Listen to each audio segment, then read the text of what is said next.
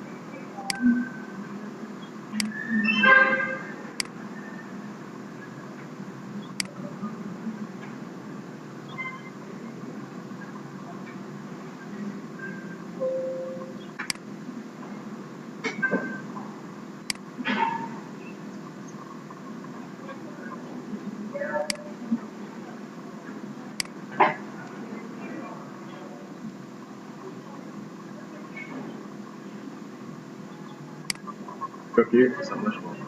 Voici l'interface de l'application. Donc là, on avait la gestion des serveurs.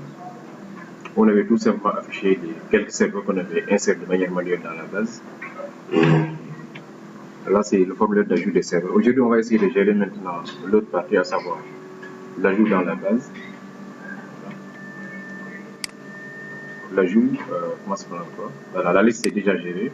Bon, peut-être on va ajouter ici deux actions pour peut-être la mise à jour ainsi que pour la suppression. Mais avant de continuer, on va ajouter peut-être ici un lien qui permet d'ajouter dans la base. C'est-à-dire quand on clique ici sur ce lien, automatiquement on va accéder à la page qui permet d'ajouter dans la base. Pour le moment, en fait, normalement, ça doit être oui. Ok, ça marche, il y a rien. Ok, allons-y, on continue. Allez-y au niveau des listes.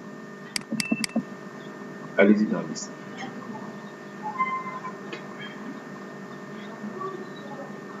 Liste.jsp.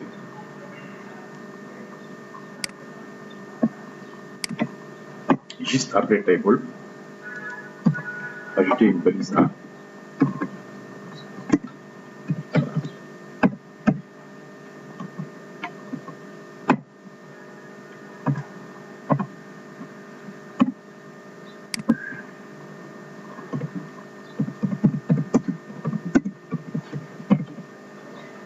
ajout de serveur. Le lien c'est serveur, point d'interrogation, page égale page. Voilà. Juste après table, ajouter ceci. À href, serveur, c'est en fait la servlette. Point d'interrogation, page égale à add.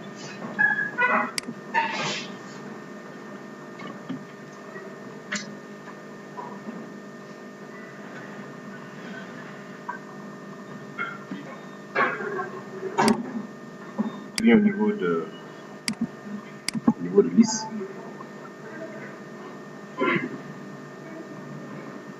Voilà. Donc j'ai ce lien en fait qui permet d'accéder à la page.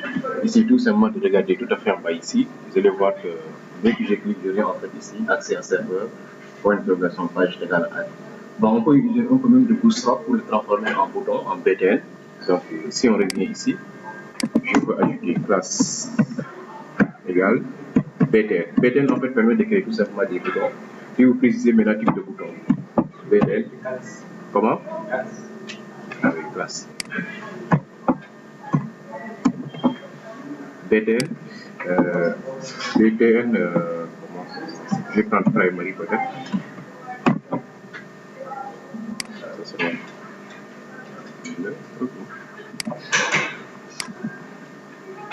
Si j'actualise, et là j'aurai un bouton avec du Bootstrap. C'est tout simplement d'ajouter en fait la classe BTN pour transformer maintenant ceci en bouton. Donc c'est BTN primary. Voilà. Il y a BTN success, BTN danger, BTN, tout ce que vous voulez en fait. Ok, donc là c'est bon. Peut-être ce que je peux ajouter aussi d'autre, c'est le menu. Parce que si je viens ici, il n'y a pas de menu. Or, je devais avoir en fait ce menu qui est fixé. N'est-ce pas? On continue après, on va revenir sur ces détails. Ok, allez-y rapidement. C'est bon pour la balise up. N'oubliez pas également d'intégrer votre CSS parce qu'on en a besoin pour la partie Bootstrap en fait. Allez-y au niveau de add. Bon, pour ajouter du CSS, c'est la balise link. Après link, il y a rel égale à style sheet. Et il y a href.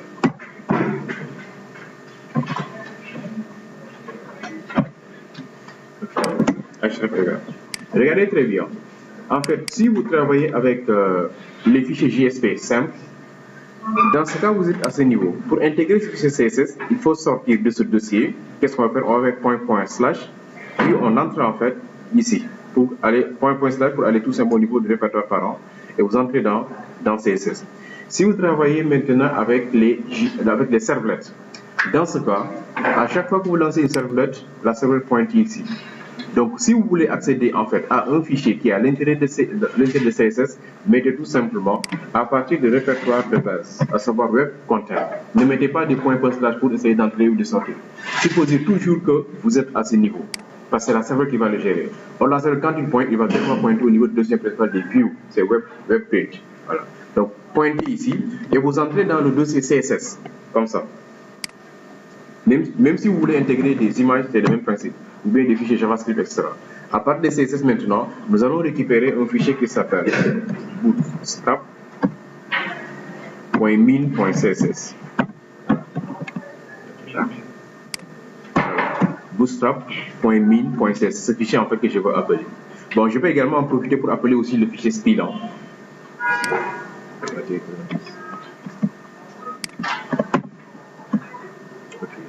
Là également, il y a le fichier style.css. Donc là, on a appelé le fichier Bootstrap ainsi que le fichier style.css à partir de webpage.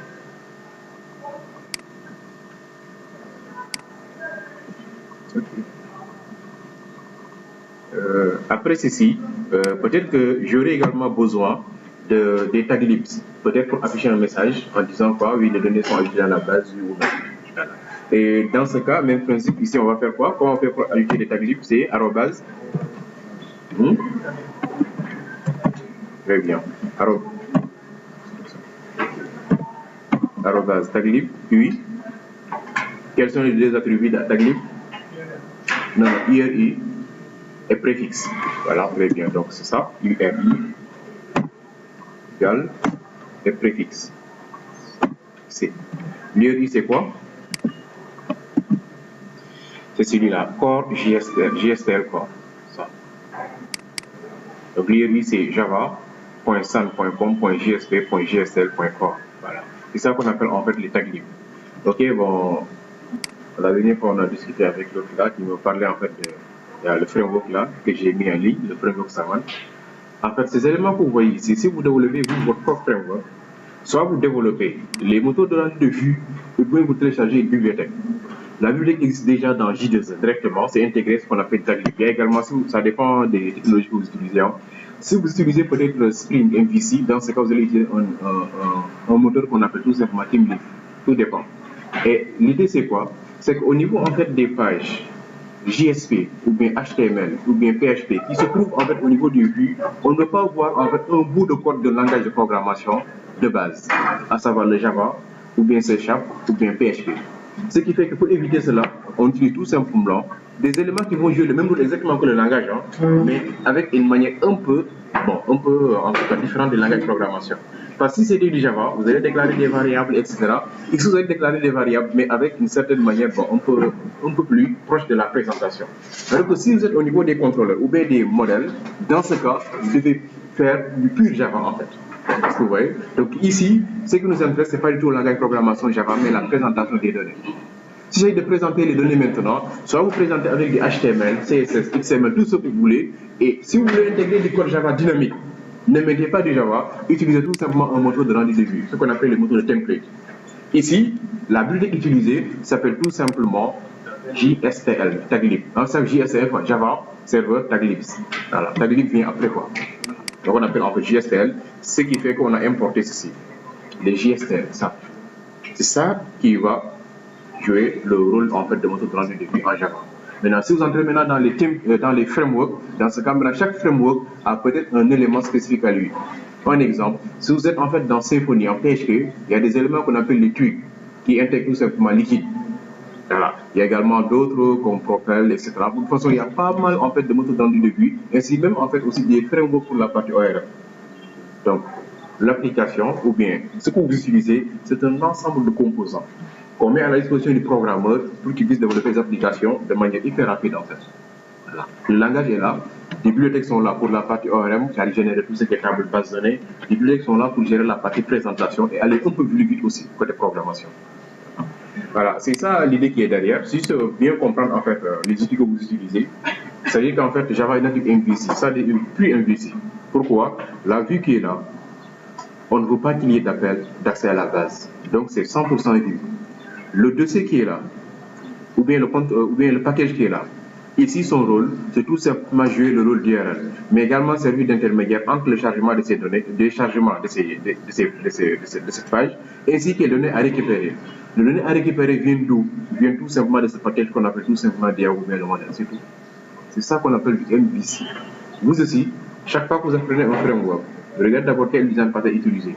La plupart des frameworks de nos jours utilisent le design pattern MVC, bien qu'il n'y a pas que MVC en fait. Mais dès que vous comprenez MVC, vous serez en l'aise même dans la programmation. Parce que c'est tout simplement de savoir quand je vais créer où, quel est le rôle de telle page, quel est le rôle de tel dossier, etc. Voilà. Donc ce web que vous voyez ici, c'est ça qu'on appelle la vue. Si c'était dans un framework prédéfini, vous allez même voir en fait le dossier nommé view réellement, ou bien views. Voilà. Oui, on voit réellement le dossier view. Vous avez même en Symfony, en Laravel, en Codeigniter, etc. En fait, vous avez vraiment le dossier view. Mais ici, comme il y a notre MVC, vous donnez un nom, web page, web content. Dès qu'on dit web, on sait que ça c'est la partie présentation. Voilà. Mais réellement, ça a le rôle de view. HTML, CSS, JS, c'est ici. Mais vous ne devez directement pas accéder à ces fichiers. Passez d'abord par une servlette si vous voulez réellement faire du pur MVC. Ce qui fait que la servlette maintenant avec HTTP server joue le rôle de contrôleur ainsi que le rôle d'URL. Si vous développez votre propre application, votre propre framework, à chaque fois vous allez toujours étendre en fait une classe. Cette classe c'est quoi? C'est la classe en fait qui va jouer le rôle d'URL pattern tout simplement, ce qu'on appelle le modèle d'URL.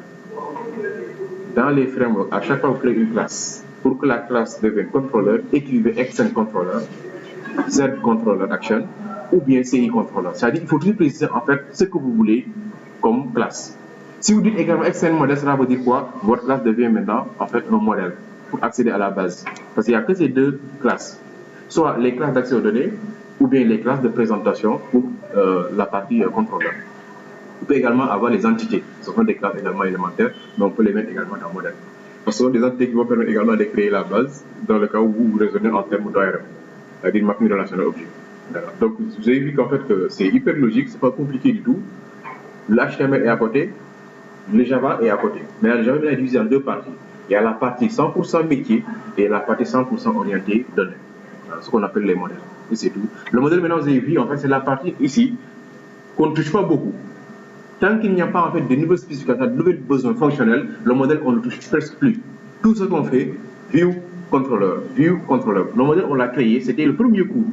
Même en développement, c'est juste comme ça. On commence par toujours d'analyse, on crée la base, on crée tout ce qui est besoin, côté requête SQL, mais on oublie presque.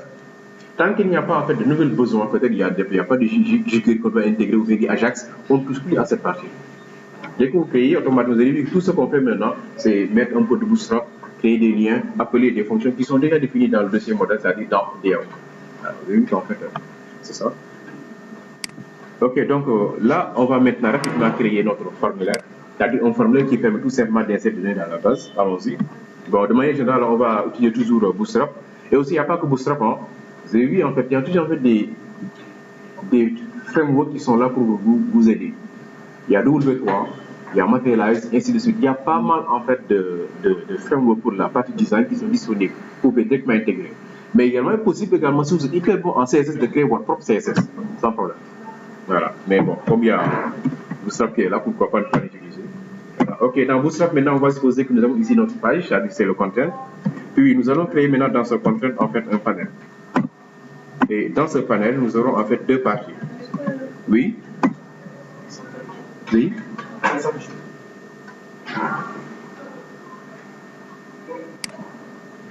Donc, nous avons en fait ici notre balise div qui va gérer le contenu de notre document. Nous avons ici le panel, et le panel est composé de deux parties, à savoir l'entête ainsi que le corps. Je crois que ça, on l'a déjà fait ici. C'est juste ceci, ce qu'on va créer. C'est ce panel qui est là, où il y a l'entête ainsi que le corps.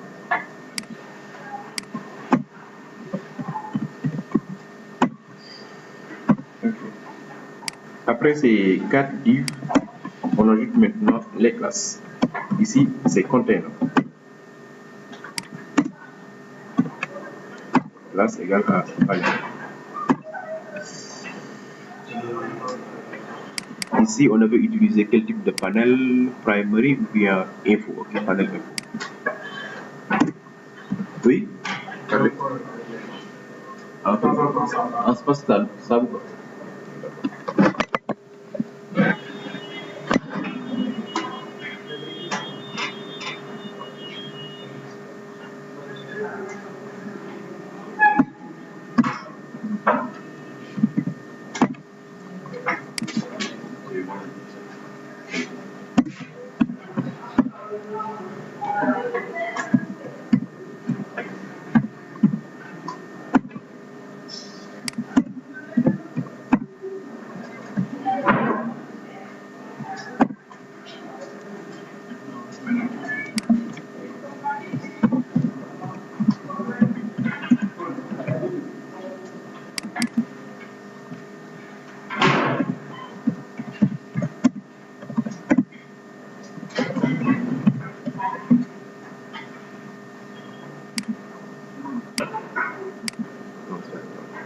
Oui, ça m'a compris, continuer. C'est pas sûr que ça marche chez vous. Voilà, de toute façon, on aura en fait ce petit panel qui est là. Normalement, si l'intégration est bien faite, oui. Je suis en train de. Oui. Voilà, donc là, voici le résultat qu'on a. Bon, ça va.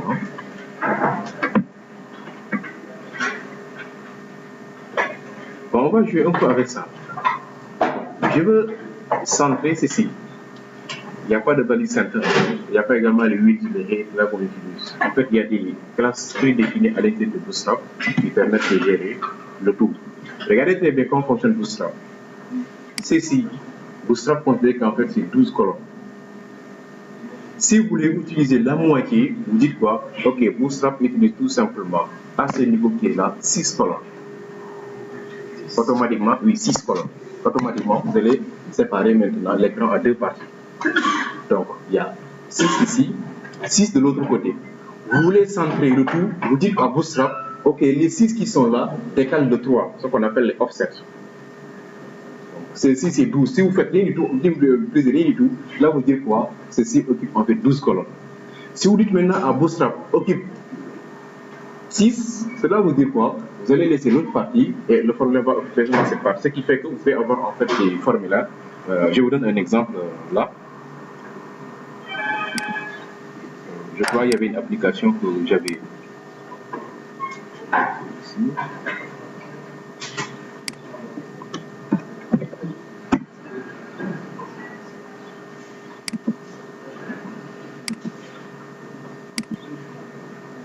Alors, regardez très bien. Ça, c'est du Bootstrap. Ou dans la même page, nous avons en fait plusieurs formulaires. Ça, c'est un formulaire qui permet tout simplement d'ajouter les ménages. Ceci est un formulaire qui permet d'ajouter. Vous allez voir, sous c'est un seul formulaire. Hein. C'est-à-dire, c'est un enchaînement. J'ai été ces informations parce que le bouton est tout à fait en bas. Et c'est un bouton qui est unique pour tout.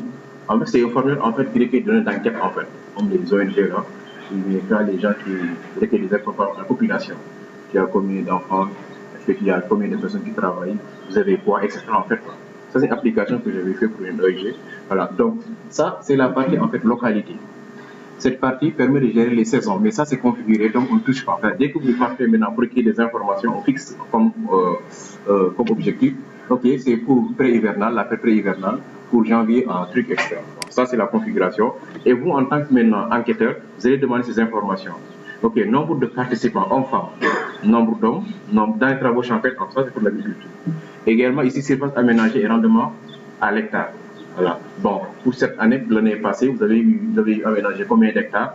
150 hectares, 100 hectares. Et sur les 150 hectares, vous avez quoi comme rendement? Et fait maintenant, après, les gens vont se baser sur ça, le ministère de l'Agriculture, pour faire en fait des politiques, pour regarder. Est-ce que le problème c'est au niveau intrant agricole? Ou bien est-ce que le problème c'est au niveau rendement terre? Est-ce que le problème également c'est au niveau participation? Parce que bon, si tout le monde vient en fait à Dakar, il n'y a que les femmes qui restent au village, c'est normal en fait qu'il n'y ait pas de rendement agricole. Donc, il faut falloir maintenant faire une politique côté social. S'il y a des hommes, il y a en fait tout ce qui est intrant, mais il n'y a pas de rendement, cela veut dire quoi? Ce sont les terres qui sont plus fertiles. Donc dans ce cas, il faut donner comme intrant maintenant, peut-être comme accompagnement, l'engrais. Voilà, c'est ça en fait, bon, c'est une application que j'avais développée pour l'ONG. Vous avez vu maintenant, pour créer ce type de formulaire, vous avez vu là, j'ai divisé l'élément en deux parties. Là, j'ai dit quoi? Ok, c'est vrai comme le occupe 6, donc ça va rester 6. L'autre occupe les 6 restants. Ce qui fait que si vous lancez ici, je reviens au niveau de notre application. Vous avez vu ceci, là, ça occupe tout. Maintenant, moi, ce que je vais faire, je vais le centrer. Mais il n'y a pas de possibilité de faire en fait des trucs comme ce qu'on fait en général, un center, ajouter le 8. Non, non, non. En fait, Bootstrap a déjà géré, déjà prévu ce genre de formulaire. Ce qui fait qu'ici, même si vous développez des applications pour les informations, en fait, comme les journalistes, etc., le plus souvent, vous avez vu en fait au niveau du journal, il y a en général des colonnes, 3 colonnes ou 4 colonnes. Bootstrap, vous pouvez également créer ce genre de choses. Vous créez votre panel, mais le panel n'aura pas de heading ni de body. Il n'y aura pas également, même pas de. Dès que vous écrivez le texte sera aligné ici, le texte suivant, ainsi de suite. Alors, vous avez vu, donc Bootstrap va permettre de gérer pas mal d'interfaces graphiques. Hein? Voilà. Mais là, comme on a besoin en fait peut-être d'un petit formulaire, c'est pour ça qu'on a ajouté panel. Mais le panel n'est pas obligatoire. Il suffit tout simplement de créer votre container et de mettre avec les limites. Occupe 3, occupe 6, occupe 9, occupe 2, ça dépend de l'interface. Ce qui fait que même si on peut diviser en 3 parties, 3 divisé par 10, c'est 4, 4, 4. Ou bien en 4 parties divisé par 4, donc ça sera 3, 3, 3. Voilà. Ça dépend. Vous pouvez mettre ici 4 formulaires alignés sur la même ligne. Ça dépend des besoins et de l'ergonomie de votre application. Ok, donc ceci, ce que je vais faire, c'est quoi? Je vais le diviser d'abord en 4, en deux parties. Il faut comprendre que Bootstrap gère ce qu'on appelle la responsivité. Regardez très bien. Ça, je suppose que c'est un ordinateur. Je veux que si je me connecte avec ma tablette, que l'interface ne change pas. Vous avez vu que ça, c'est peut-être une tablette. Comme ça. Je veux que si on a un téléphone portable également, ça marche. Vous avez vu, ça s'adapte en fait. C'est ça qu'on appelle la responsivité. C'est qu'avec une même application qui marche sur le web, ça va égaler le téléphone portable ainsi que les tablettes. Avant, il fallait qu'il y ait deux types d'applications. Même si vous regardez en fait Facebook, il y avait mobile et Facebook, tout simplement. Pour dire quoi? Il y a une application pour l'adapter à tout ce qui est mobile et une application à tout ce qui est interface. Avec les nouvelles technologies maintenant de CSS, on intègre la responsivité. C'est-à-dire même application va marcher avec les ordinateurs, les tablettes ainsi que les téléphones portables. Et là, vraiment, c'est une avancée. Et quel que soit le prix, quand même si on prend en fait notre formulaire, l'autre, la liste qui est là, vous avez vu la liste, automatiquement ça s'adapte. Vous agrandissez, le tableau également s'adapte en fonction en fait de la taille de votre terminal. Je reviens ici. Voilà. Regardez très bien ce qu'on va faire. Et pour dire cela, parfois maintenant on va donner des ordres à Bootstrap. Si c'est un téléphone portable, fais ceci. Si c'est une tablette, fais ça. Si c'est un ordinateur, même principe. Je peux dire à Bootstrap que si c'est un ordinateur, occupe seulement la moitié. Si c'est une tablette, occupe tout. Si c'est un téléphone portable, même principe. Ce qui fait qu'il y a ce qu'on appelle des devices. LG, large device. SM, small. Extra small. Donc il y a 4 en fait composants. Ok. Donc on revient ici au niveau de container. C'est au niveau du container qu'il faut le gérer. Voilà, maintenant on va dire quoi? Ok, les calls maintenant il faut bien les gérer. Vous avez vu, automatiquement on dit que call LG, il commence à me guider un peu. Voilà, bon, on peut en profiter même pour regarder. Il y a call LG. Voilà. Il y a MD pour les medium devices. Il y a SM pour le small. Et il y a les X comme extra small. Voilà, donc il y a ces 4. On va essayer de gérer tout. Hein. Allez, je vais dire ceci. Comment? Oui, voilà, c'est là. Par contre, c'est 12. Si vous ne mettez rien, c'est 12. Maintenant, c'est à toi de préciser ce que tu veux. Ok, je vais dire ceci. Call LG. Comme ça. C'est 6. C'est-à-dire que je vais occuper la moitié. C'est-à-dire, si c'est large device, je vais dire quoi? Occupe tout simplement 6. Call. Tiré du 6. Medium device. Occupe aussi 6. Call. Tiré du 6. Small device. Occupe 12. Maintenant, si je dis rien du tout, ce que je vais chercher, ce n'est pas obligatoire. Si je dis rien du tout, automatiquement, il va occuper les 12. Pour les éléments que vous n'avez pas, mais comme c'est le coup, je vais tout mettre. Hein. Mais vous, dans le cas où vous savez que c'est 12, ne mettez rien. Automatiquement, par défaut, c'est 12. Pour ce device qui n'est pas précisé. Et l'autre maintenant, c'est call. Tiré du 6 extra small. Même principe, c'est 12 aussi. Voilà. Vous avez vu, donc on a géré en fait tous les devices. Que ce soit large device, medium device, small device, mais également extra small device. Voilà. Donc, je vais voir ce que j'aurais comprendu.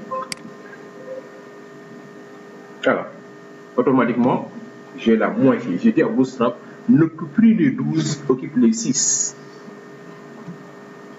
Allez-y. Et regardez autre chose. Vous avez vu qu'à ce niveau, c'est la moitié. Je vais diminuer maintenant pour regarder les tablettes, comment ça va se comporter. Vous avez vu, les tablettes, ça occupe tout. Si on va encore utiliser tous les téléphones portables, on va encore occuper tout. Enfin, je l'ai dit. Je dis que pour les tablettes et les téléphones portables, n'occupent pas la moitié, ça sera trop en fait petit. Mais si vous voulez également, vous pouvez également préciser que occupe également la moitié. Mais dès que vous agrandissez l'interface, comme ça, regardez très bien la responsivité. Dès que ça atteint la taille des medium devices automatiquement, je continue, alors, c'est vite. Dès que ça atteint la taille, automatiquement ça occupe les 6. Ça fait exactement ce que tu as voulu faire. Ce qui fait que le développement mobile est entre guillemets simulé avec ça. Parce que ça, le mobile faisait.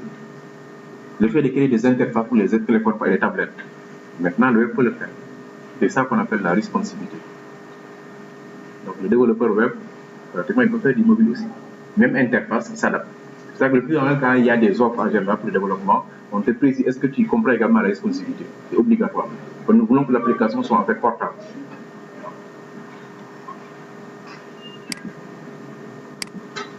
On va créer le formulaire.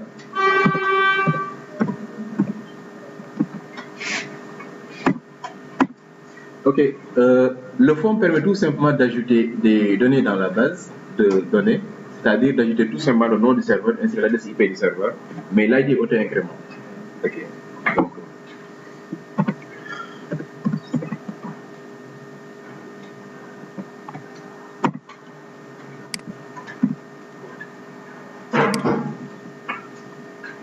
ok. J'ai posé le label.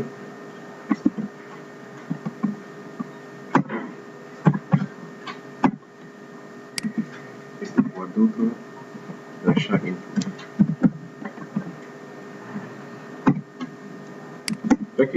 besoin de ces deux informations. Et au niveau de label, je vais dire quoi, peut-être nom du serveur.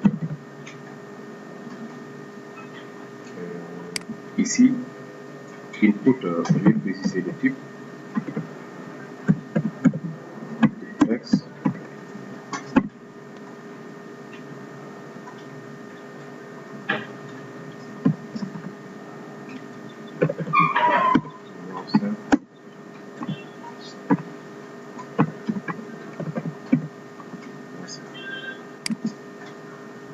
Sans bootstrap et le résultat avec du bootstrap. Voilà, vraiment, c'est ce qu'on appelle helpful en fait. C'est voilà, donc nous avons ceci. Pas joli du tout, quand même, c'est un formulaire, hein. C'est ce qui marche aussi. Mais regardez maintenant avec l'intégration de bootstrap ce qu'on aura. Ok, pour bootstrap, on va dire quoi? Bon, ceci c'est un élément de formulaire, ce qu'on appelle en fait un form group, c'est-à-dire un regroupement de données de formulaire. Comme ça. Bootstrap, première chose. Ce qui fait qu'après, c'est comme s'il va créer maintenant un table avec des terres. Et dans chaque terre, maintenant, il va regrouper des éléments de terres ensemble. Voilà. Première chose, ça c'est égal à form group. Ici, on va dire à bootstrap que nous avons bon, besoin d'un design. Là, c'est contrôle label. Contrôle label. Et là aussi, on va demander à bootstrap de faire une mise en forme pour tous les champs. Là, c'est form control. Donc voici les trois classes à intégrer: form group, control label et form control. Regardez très bien ce que Bootstrap va faire maintenant pour nous. Et là, ça marche très bien. Si vous regardez très bien, ce sont ces formulaires en fait là. Tous ces éléments pratiquement c'est du Bootstrap avec les champs également. Là, vous avez vu ce que Bootstrap a fait. Vite fait, ils vont écrire en fait la section. Ok, si c'est ok, maintenant on va passer au deuxième.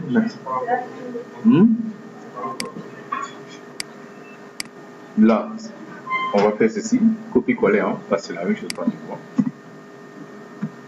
Et là, au lieu de nom, mettez ici adresse IP du serveur. Et là, on va mettre quoi? ADR IP. Là aussi, ADR IP. Ici. Copier-coller, modifier seulement. C'est que n'oubliez surtout pas de modifier ça parce que ce qui est important pour Java, c'est le name. Si vous voulez le name, vous n'avez rien fait. Tout le design là, c'est bon. Mais tant qu'il n'y a pas de name, c'est comme si vous n'avez rien fait en fait pour la programmation. Voilà. Le plus important en fait, c'est ça. Ce sont les names qui sont là. La partie là que je présente, ça c'est pour les développeurs front en fait. Mais pour un développeur back, ce qui l'intéresse, c'est seulement d'écrire un problème qui marche en point final. Le design, ça va venir après. On va essayer de voir le résultat. Naturally. Voilà, le problème commence à prendre forme. On va ajouter maintenant les deux boutons en bas. Valider, c'est-à-dire envoyer, ou bien annuler dans le cas où vous voulez envoyer les données.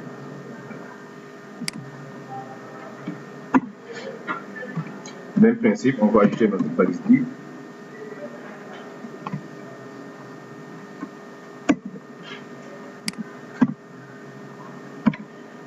Ici, nous aurons en fait deux inputs.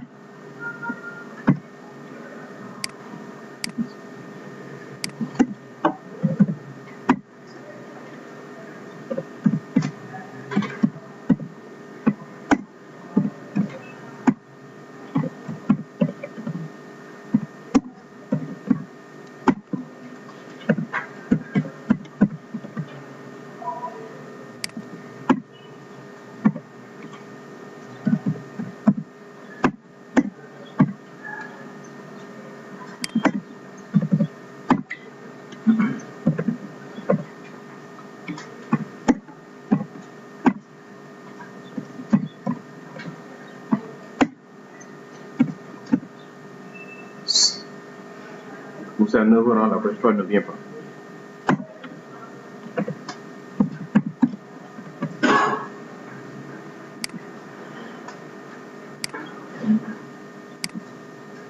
Voilà, donc si je lance même principe, hein, ce sera en fait un bouton simple.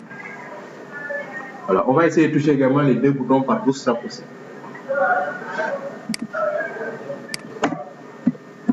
Classe. Ok, les boutons c'est BTL espace btn-6 success.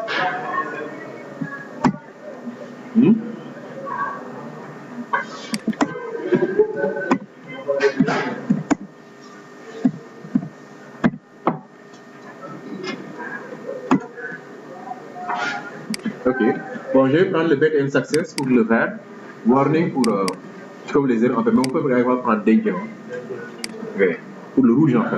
Voilà. Donc dès que vous actualisez, vous aurez en fait ces deux boutons, valider, envoyer et annuler. Si vous voulez également, vous pouvez prendre également danger, ça sera rouge à 100%. Alors vous avez vu en fait, vous savez vraiment c'est cool, hein. Zero effort, vraiment le design est bien fait.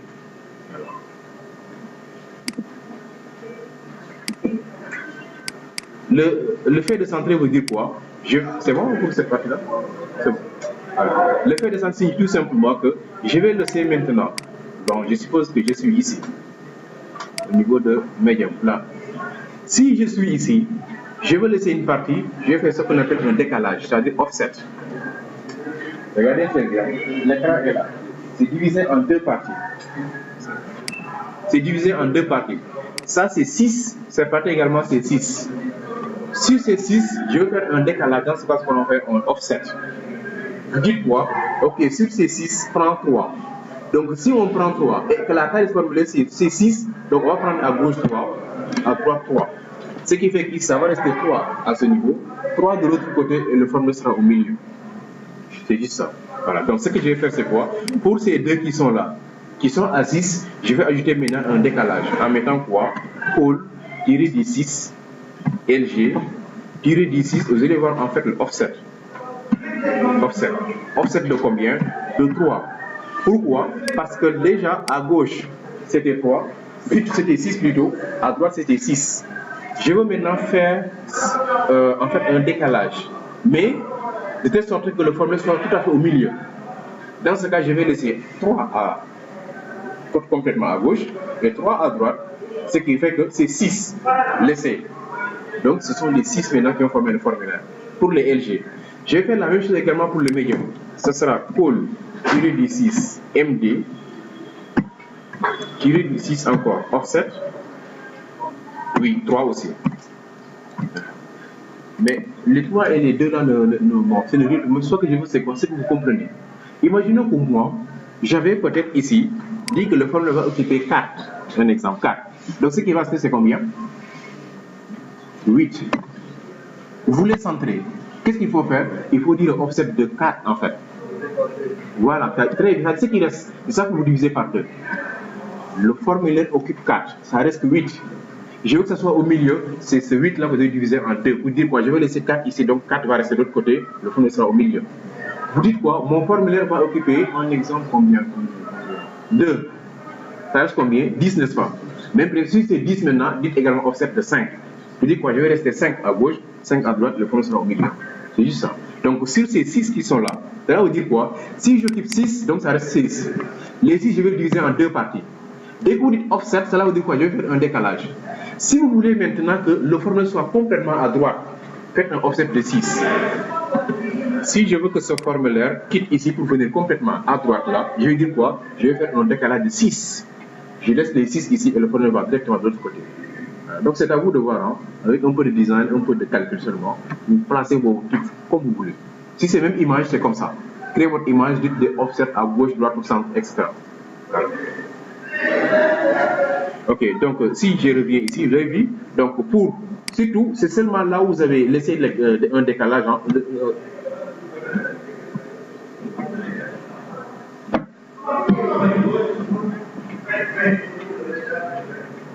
c'est seulement là où j'ai laissé des 6.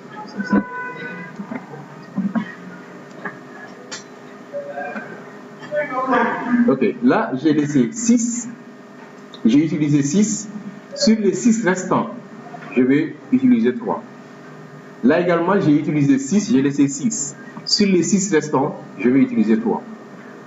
Ok, si je reviens ici, j'actualise, le problème maintenant sera tout à fait au milieu de l'écran. Là, j'ai laissé ici 3, j'ai laissé 3 et j'ai occupé 6. Le tout devient 12. C'est juste ça. Alors, vous avez vu que ce n'est pas un langage de programmation. Ok, dans un formulaire, quels sont les deux attributs de base? Très bien. Méthode et action. Méthode permet tout simplement de préciser la méthode d'envoi des données, get ou post en général. Et l'action maintenant, quel est le fichier qui va traiter ces données? C'est tout. Donc ici, il y aura méthode égale, je vous recommande d'utiliser post, parce que ce sont des données confidentielles, post. On ne doit pas les voir en fait au niveau de navigateur. Et quoi d'autre est l'action?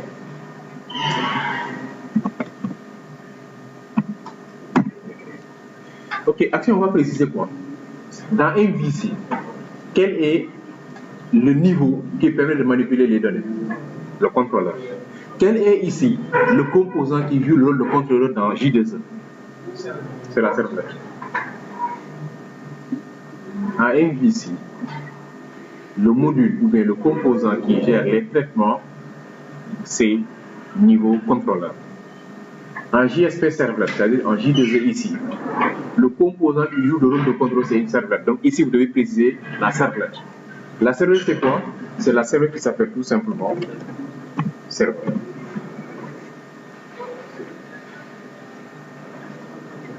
C'est tout. Vous n'avez pas besoin de mettre point d'interrogation, page égale. Et regardez très bien en J2E comment vraiment c'est bien structuré. Vous avez vu que ça, c'est serveur, n'est-ce pas? Donc on doit accéder à serveur. Mais vous devez accéder à quelle fonction? La méthode do post. Si vous entrez dans la serveur, il y a deux méthodes. Il y a do get et do post. Si vous lancez par défaut, vous êtes dans do get. Si vous créez un formulaire et vous cliquez sur valider, vous entrez dans do post.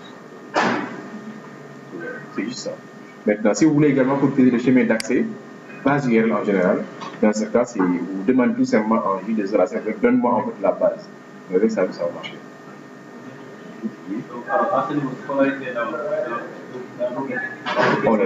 On laisse là-bas, on a maintenant do post. Pour les formulaires avec méthode post, vous entrez dans do post, vous récupérez les données, exactement comme en PHP. Vous faites les traitements et vous revenez. Donc c'est bien structuré en fait. Maintenant, si c'était en PHP avec basique, on met quoi? If insert underscore get, if insert underscore post, pour en fait délimiter les deux zones. Ici maintenant, c'est déjà délimité dans la servlette. Il y a do get à côté, il y a do post à côté. Do get permet de gérer tout ce qui est requête HTTP et réponse HTTP. Do post maintenant permet de gérer maintenant les requêtes, mais en post en fait. Voilà. Ok, bon, c'est fini pour le formulaire. Hein. Allez-y terminer rapidement, on va tester. Voilà. Donc, je reviens au niveau du formulaire, j'actualise.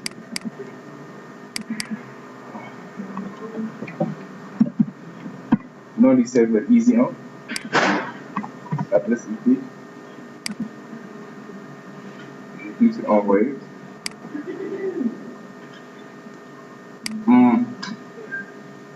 Quel est le problème? Si je suis au niveau de notre serveur, mais le problème de notre serveur, mais le problème qui se pose, c'est que la méthode c'est get. Quel est le problème? Je me suis trompé à quel niveau? Ça c'est la méthode get en fait, ce qui n'est pas bon. Ça marche, mais la méthode c'est get. Quel est le problème?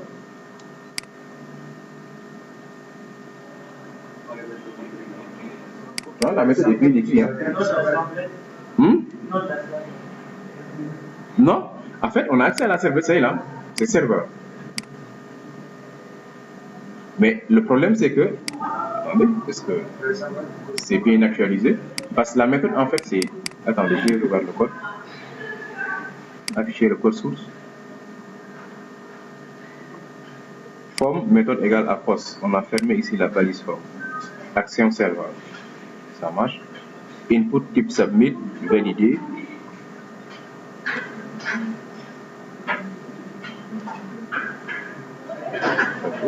Là c'est bon, pas grave, je reviens, j'actualise, peut-être que j'avais pas bien actualisé. Comment?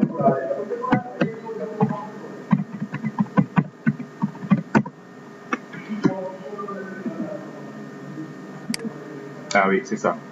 Je n'avais pas actualisé quoi. Ou bien je n'avais pas enregistré tout simplement. Vous avez vu, je suis dans la servlette, mais dans do post. Et dans do post, il n'y a rien du tout. Regardez très bien, il faut bien comprendre ce que je dis. Hein, parce que dès que vous comprenez, là, ce n'est rien du tout. Regardez, si vous cliquez sur valider, vous allez entrer dans cette servlette. Si nous sommes dans cette servlette, il y aura deux parties en fait. Vous avez vu cette méthode qui s'appelle doGet, Ça gère tout simplement les requêtes HTTP. Ça, si vous venez dès que vous écrivez serveur, vous êtes ici. Mais si vous créez un formulaire avec la méthode POST, vous serez dans tout POST ici.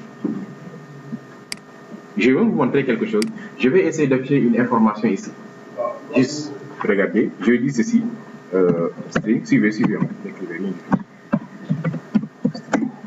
Je vais dire peut-être non. Égal. Je vais récupérer ce que la personne a saisi. En PHP, c'est $_post, c'est la méthode est post. En Java, maintenant, c'est pas grave, c'est request point, on se base sur ça. Point get paramètre. Request.get paramètre. C'est quel que soit get ou post ou put, etc. C'est toujours ça. Request.get paramètre. Si maintenant vous travaillez avec Eclipse, parfois si vous générez Eclipse va mettre un rec. Mettez rec.get paramètre. De toute façon, basez-vous sur cette variable. Rec ou bien request, ou bien même R seulement. Ok? Donc, il faut bien comprendre ça. Donc, ici, je vais écrire quoi? Oui, la personne a fait une requête. Je me base sur cette requête. Est-ce que maintenant, avec cette requête, il n'y avait pas de paramètres? Ce qu'on appelle get paramètre. Comme ça, get paramètre. De quoi? Vous revenez au niveau de add. Regardez très bien, au niveau add, ce que je vous disais, ce sont les names qui sont importants en programmation, que ce soit en PHP, en Java, en Python, etc. Il faut toujours créer des names. Bien sûr, d'autres langages de programmation, comme Java, dans ce cas, ce sont les ID. Mais ici, ce qui nous intéresse, ce sont surtout les names. Non server, adresse IP server. Donc, si je reviens au niveau de ma servlet, je vais mettre quoi ici? Non server. Pour dire quoi? C'est le name de mon formulaire. Et je vais le transformer en chaîne de caractères avec tout simplement toString. C'est tout. Voici comment on récupère avec une donnée d'un formulaire. Je vais afficher là juste pour voir en fait ce que ça va donner. Pour afficher maintenant, regardez très bien. Vous avez en fait request. Bon, c'est pas grave, hein. Suivez, après on va le faire ensemble. Suivez. Ici, nous avons en fait ici une requête avec une réponse. Je veux maintenant que dès qu'il me donne une requête, je vais répondre en me basant sur ça, ce qu'il a demandé pour passer une réponse. Dans ce cas, c'est response que je vais utiliser. Point. Et je récupère l'élément qui permet d'écrire ce qu'on appelle un get writer. Comme ça. Point. Et je vais afficher maintenant quelque chose. Print. Print de quoi? Je vais afficher non. Ceci veut dire quoi? Fais une demande en me donnant quelque chose. Je me base maintenant sur ta demande pour donner une réponse sur la base de ce que tu as donné comme résultat. La requête est là. La réponse est là. Et le tout est géré par serveur. C'est pour ça qu'en fait c'est HTTP. Serveur ou bien serveur request. HTTP serveur response. La requête, réponse. Tu me donnes quelque chose, je me passe sur la requête, get paramètre, puis j'affiche. Je vais maintenant tester. C'est une chose, à chaque fois que vous modifiez maintenant votre servlet, assurez-vous que ici, le serveur est bien redémarré. Sinon, les modifications ne seront pas prises en compte. Voilà. Donc, si je reviens ici, voilà. Okay, j'actualise, hein. C'est pas obligatoire quand même. Et je vais mettre ici, peut-être, EasyFast. L'adresse IP 192.168.100 210. Quand je clique sur valider, on va me récupérer EasyFast. C'est EasyFast qu'on va afficher. Mais dans tout poste, je suis dans tout poste. Je clique sur valider. Vous avez vu quoi? C'est EasyFast qui est affiché. Ce qui reste, c'est quoi? Appeler une méthode qui permet d'insérer dans la base. Vous lui passez deux informations, l'insertion est faite, c'est tout. Qu'est-ce qui est compliqué dans ça? Rien du tout. L'insertion est déjà créée dans modèle. Récupère les données, après la méthode qui permet d'insérer, vous lui passez l'insert et vous revenez dans le formulaire. Aussi simple que ça. Allons-y maintenant, vous allez le faire. Donc, n'est-ce pas, vous avez terminé avec add. Ici, le formulaire est bien créé, n'est-ce pas? C'est créé, hein? Voilà, ok. Donc, ici, si vous ne mettez pas, je crois même que j'avais fait erreur, parce que si vous mettez méthode avec E, ça ne marchera pas. Vous avez même erreur en fait. Donc, vous écrivez méthode sans E, en anglais en fait. Voilà, action et vous enregistrez. C'est bon ici? Allez-y, mais au niveau de la servlet, allez-y, écrivez ceci. Bon, ça, c'est pas grave, on va l'enlever. Mais pour ne pas avoir d'erreur aussi, il faut faire ceci. If, entre parenthèses, allons-y, on va se coder ensemble. Allez-y au niveau de la servlet. If, entre parenthèses, request. Très bien. Allez, on va vérifier. Get parameter. En fait, de valider. Je vous vérifiez est-ce que réellement la personne a cliqué sur le bouton valider. Point toString.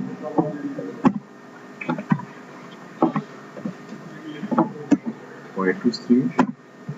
Point equals.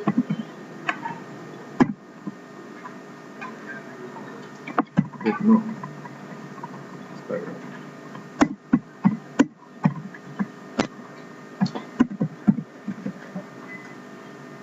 Les différents nus. Comme ça.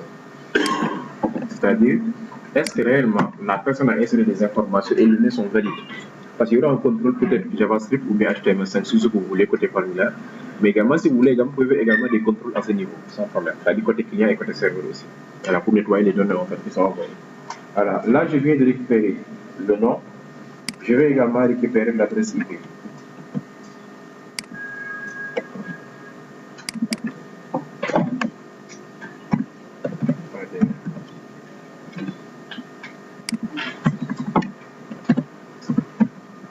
À chaque fois qu'on vous dit erreur 500, cela vous dit quoi? Vous êtes trompé au niveau de l'envoi des données. Que ce soit de la vue vers votre serveur ou bien de votre serveur vers la vue. Code d'erreur, c'est erreur 500. Dès que vous l'avez, automatiquement, regardez les liens que vous avez mis dedans. Soit à l'appel au niveau de GSM ou bien lors de l'envoi.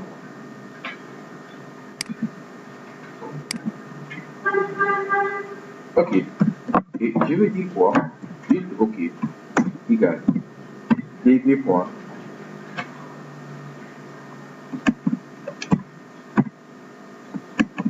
Qu'est-ce qu'il y a? On n'avait pas de db ici, ou bien on l'avait appelé serveur db. Oui, serveur de Yahoo.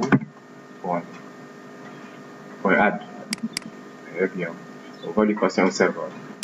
Ce serveur, nous allons le créer en local ici. En mettant quoi? Serveur.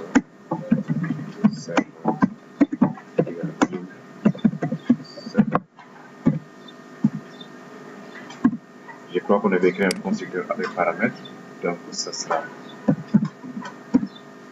nul parce que c'est un incrément.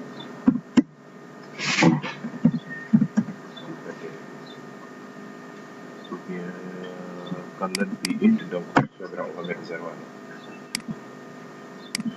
C'est un incrément. On n'a pas mis int. Ok, bon. Les deux, oui. Hein? Lors de la création de l'instance, vous avez créé des paramètres. Oui, parce que on avait créé deux constructeurs, avec argument et sans argument. Voilà, donc si vous voulez également, vous pouvez utiliser le code sans argument. Voilà, on avait généré deux constructeurs quoi, à l'intérieur du serveur. Maintenant, si vous, ça vous signale, cela vous dit quoi? Vous n'avez pas créé tout simplement le constructeur avec paramètres. Dans ce cas, utilisez les setters. Bon, c'est pas grave, comme même j'ai pas vraiment géré l'ID, c'est auto-incrément. C'est plus propre, on va utiliser ceci, serveur.les setters. Voilà.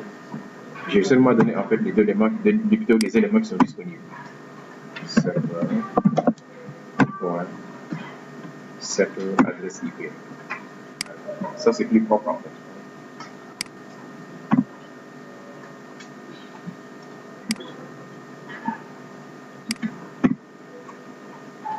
Ok. Si on termine, on doit faire quoi? Nous devons retourner vers notre formulaire. Request set attribut. L'attribut, je vais l'appeler message. Et je lui passe OK. C'est request get request dispatcher.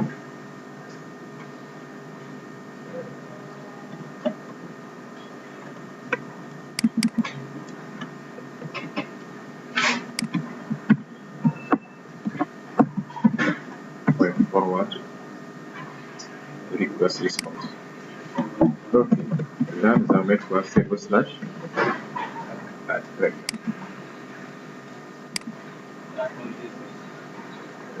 .jsp, il faut utiliser l'extension. Mais partout même. Ou OK va prendre la valeur 0 au cas où l'instance ne s'est pas bien passée. Maintenant, cette valeur 0,1 sera stockée dans message. Et avec le JSL, nous allons exploiter le message à l'intérieur d'ici, à l'intérieur de add.jsp.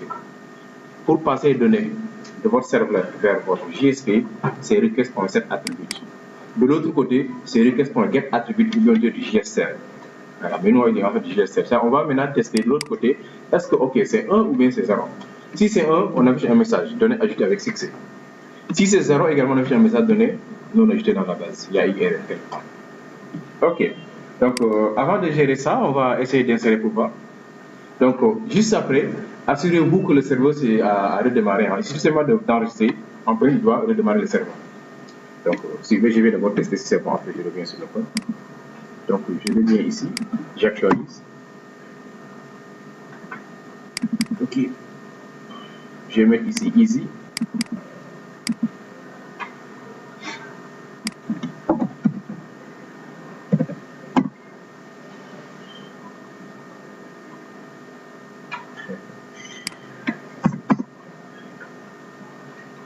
Ok, on avait Easy 1, Easy 2, donc je vais mettre ici Easy peut-être face.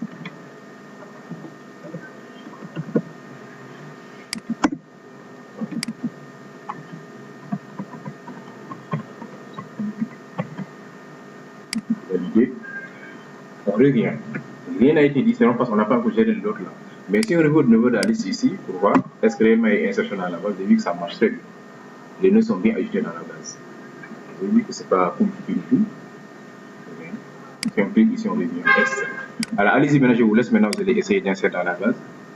On en profite pour souffler un peu, donc je vais arrêter la vidéo.